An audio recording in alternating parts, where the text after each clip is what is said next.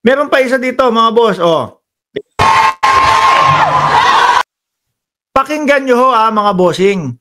Pakinggan nyo po yung mga sumisigaw.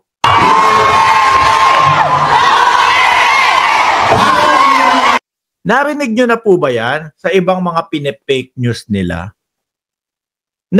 Parang iisa na lang po yung kanilang ginagamit na boses na sumisigaw ng Duterte, Duterte.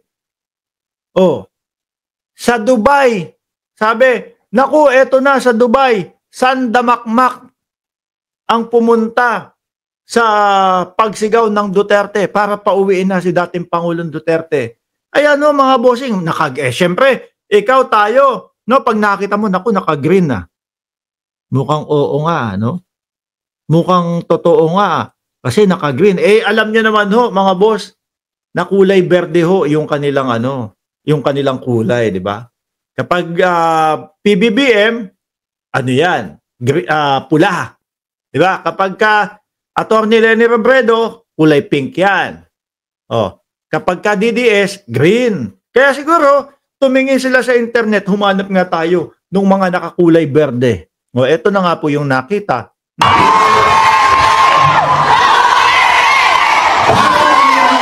Ang dami, naka-green mga bossing. Sabi ni Shiro Kansaki, Duterte. Ayan, basahin nyo na lang po. Ulit na si Shiro Kansaki. Naka-green. Tapos, mamukat-mukat mo, mga kababayan, fun run pala sa Dubai.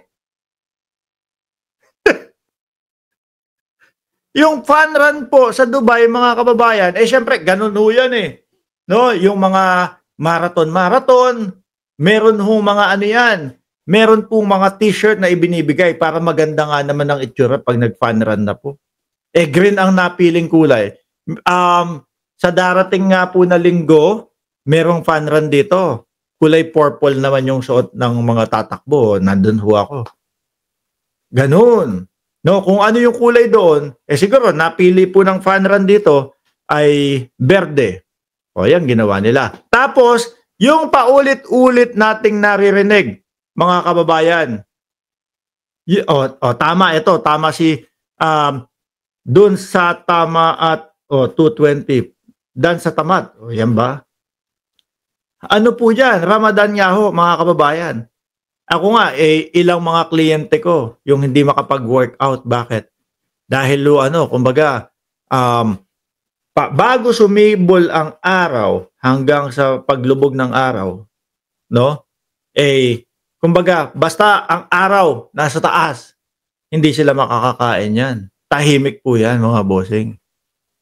Before sumikat ang araw, kakain na sila. Paglubog ng araw, doon sila kakain din ulit, Pero yung pagitan nun, walang enka yan. Tahimik po dyan. Tapos, papakalat nila, ito, nag-ingay daw. Ang dami sabay nila, pinatong yung Duterte. Duterte. Sabi ko, lahat na lang yata nung rally na merong kulay green, pinapatungan nila ng pangalan o yung boses na na sumisigaw ng Duterte. Iisa lang naman ginagamit. Di ba, Mando? Shout out sa'yo. Banat!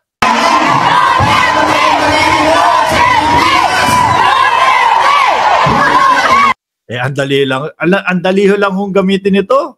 Ang dali lang gawin yan, mga kababayan. Di ba, Cheryl Santa Maria? Dito kami, meron kami ditong ano ba tawag doon? Si Mark Ramos. Hindi naman nag-e-edit kasi may mga editor tayo. Meron kaming Filmora, gamit namin Filmora. Sasabihin ng mga editor ko, nandiyan yung mga editor, hindi ka naman nag-e-edit, kami nag-e-edit. Hindi, pero kaya ko yan. Kaya kong gawin yan. May Filmora. May 2 linya yun, mga bossing. Sa ilalim, pwede mong ilagay doon yung boses ng Duterte. Duterte. Sa ibabaw, yung video naman yan. Tapos, isa-silent mo lang yung music nito o yung tunog nitong video na to. Yun na, ang lilitaw. Duterte, Duterte. Sa Dubai ito. Ngayon yan nga, tama yung sinabi ni Sir na tahimik ngayon sa Dubai.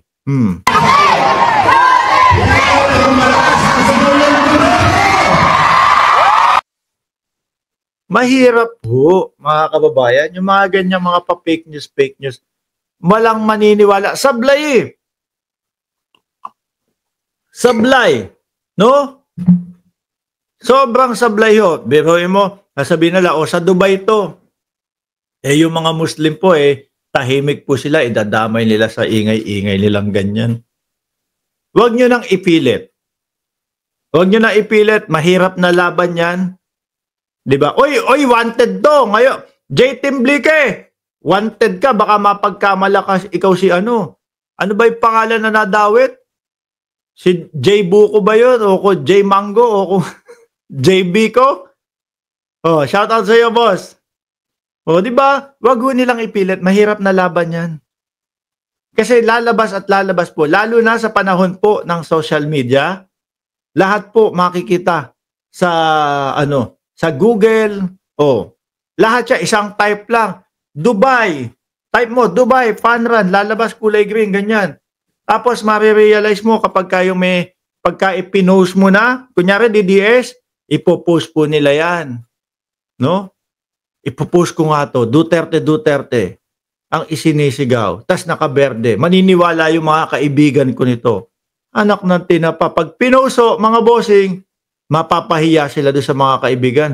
Madam, nandyan po kami. Sir, nandyan po kami. Kami po yung naglalakad na nakuhanan din ng video. Kasali po kami dyan. Hindi po kami sumisigaw ng Duterte dyan. Ang sigaw po namin dyan let's go! Diba? Panran po namin yan. Oh, mapapahiya. Diba? Mapapahiya. Nakakahiya yung ganyang pinapakalat. Kaya lang, yung iba po, wala na eh. Hindi nila mapigilan. Nangangati yung ilong ko dito sa gilid. Oh. Hindi nila mapigilan. Bakit ho, mga bossing? May mga nagbabayad. No? May mga nagbabayad. Sige, ganito.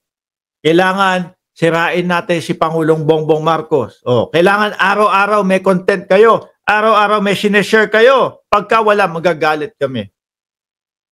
Kaya yung iba, napipilitan po, gumawa na lang ng mga fake news. No? Walang marinig na balita ngayon. Dubai Run 2024, last November pa yan. Sabi ni Robin Chester Santos. Ako ho, sa Facebook ko, may mga nakikita ho ako, mga DDS. Di ko na lang ho pinapansin. Alam ko naman na meron mga nakakaalam ng mga pinopost nila na mga peki po. Di ba? Nakakahiya. Sabi ni Mando, nakakahiya. Kakahiya ang mga DDS. Pinepeki na ang mga ebidensya.